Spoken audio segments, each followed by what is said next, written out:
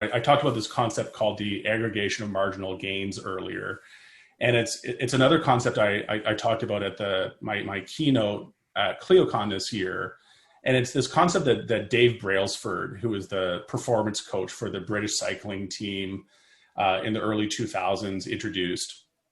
And he came to the British cycling team at a time they were the losingest team in all of cycling, and actually considered probably one of the worst sports enterprises in any field outside of cycling. And they were so bad that even equipment manufacturers didn't want them to use their equipment because it would reflect poorly on their brand. So this team was in the doldrums. And, Dave brought this aggregation of marginal gains concept to bear on the British cycling team. And his concept was simple.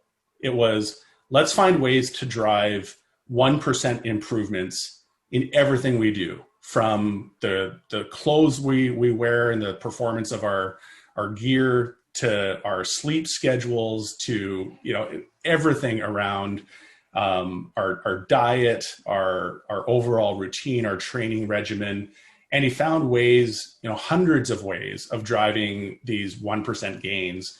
And the key idea here is that those 1% gains compound on one another. If you find a way to get 1% better at something every day, and you do that for 365 days, the math of compounding is amazing. You actually end up 37 times better at that thing at the end of a year. Not 37%, by the way, 37 times better at that thing at the end of a year than you were when you started.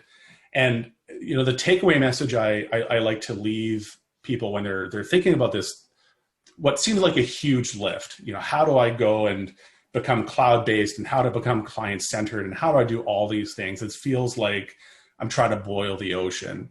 The key idea is, don't get overwhelmed. Think of ways that you can implement these changes in a really progressive, iterative way. You can do it a piece at a time, day by day.